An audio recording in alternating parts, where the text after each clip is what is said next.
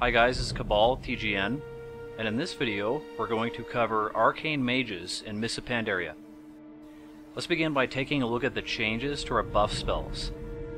All of our buff spells have cast times now. Arcane Brilliance now increases our spell power by 10%. Mage Armor increases Mastery now, instead of adding magical resistance and mana regeneration. Frost Armor increases Haste, and it looks like we lost Focus Magic in Mists of Pandaria. Let's now take a look at the changes to our spells in Mists of Pandaria. The following table shows how our spells have changed from 4.3 to Mists of Pandaria. As you can see, the changes have been quite extensive. Arcane Mages have a brand new spellcasting mechanic that revolves around a new talent called Arcane Charge. Some of our arcane spells now generate 1 arcane charge, up to a maximum of 6 charges. Each arcane charge buffs the damage of our Arcane Blast, Arcane Missiles, and Arcane Barrage spells. Arcane Blast generates 1 arcane charge. Arcane Missiles generate 1 arcane charge when they finish channeling. Arcane Missiles also have 2 charges now. Arcane Explosion has a 30% chance to generate 1 arcane charge. Unlike the other arcane spells, Arcane Barrage consumes all arcane charges. So the general idea is that you will generate 5 to 6 arcane charges and then use Arcane Barrage as a finisher of sorts. Arcane Barrage can now strike multiple targets based on the number of arcane charges we have.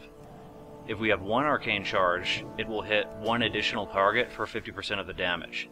If we have 2 arcane charges, it will hit 2 additional targets, and so on.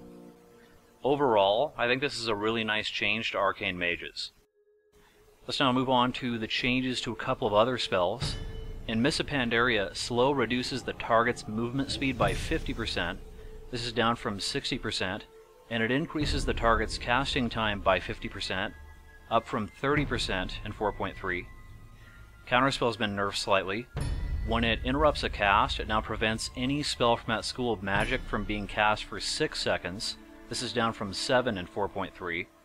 In Mists of Pandaria we lost Mage Ward and Mana Shield. Let's now move on to some of the talents that we've inherited from 4.3. We now have Shatter and Deep Freeze from the Frost specialization. We have Burning Soul from the Fire specialization. And we also have the improved Counterspell talent. Let's take a look at some of the new Mage talents in Mists of Pandaria. Presence of Mind and Scorch are the same as the 4.3 versions. Scorch can be cast while running. This comes from the 4.3 improved Scorch talent in the Fire tree. Ice Flows is similar to the Shaman Spirit Walker's Grace spell in that it allows you to cast spells while running. And it gives us 2 charges, so we can cast 2 spells. Temporal Shield is a pretty interesting spell. It's a shield buff that lasts 4 seconds. Any damage we sustain during this 4-second window will turn into a hot that heals us for all the damage taken. We can be killed when Temporal Shield is active, so it doesn't make us unkillable. Blazing Speed is largely the same as the 4.3 version, except that we can manually cast it. Ice Barrier is also pretty much the same as a 4.3 version. Ring of Frost has changed a lot. Now it doesn't require 3 seconds to coalesce, and its cooldown is 30 seconds. This is down from 2 minutes in 4.3. This new version is a little bit easier to use. Ice Ward behaves somewhat like the 4.3 Shattered Barrier talent. Anytime we take damage, Ice Ward triggers a Frost Nova. Also, we can cast it on any friendly target. Frostjaw immobilizes and silences a single target for 8 seconds, and these effects last half as long on players. Greater Invisibility is a buffed invisibility spell that makes it instant, similar to the 4.3 Prismatic Cloak talent, and it removes 2 dots. When invisibility expires, it grants us a buff that reduces all damage taken by 90%. This could be great in PvP. Cauterize is a little different than the 4.3 version. When activated, it brings us to 50% health. This is up from 40%, and it creates a dot that burns for 40% of our health, up from 12%. If we ice block fast enough, Cauterize can leave us with nearly 50% health. Cold Snap has been buffed. Now it will also grant us 30% of our maximum health. Nether Tempest is a pretty interesting spell. It's a dot that deals arcane damage.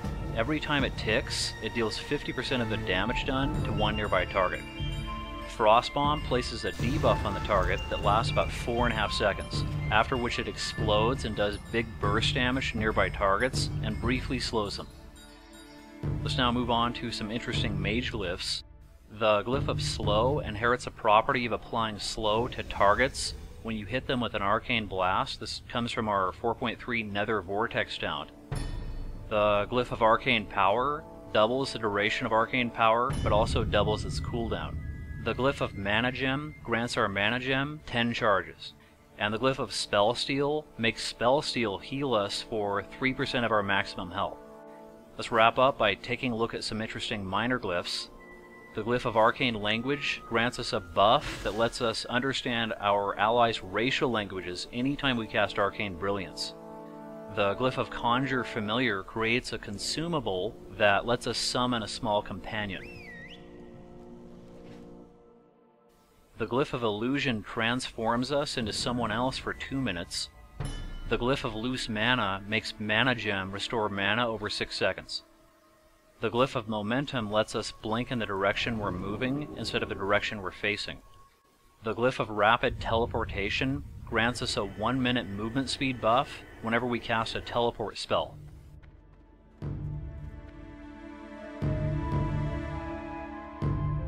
And that wraps up my Arcane Mage report. Thanks for watching.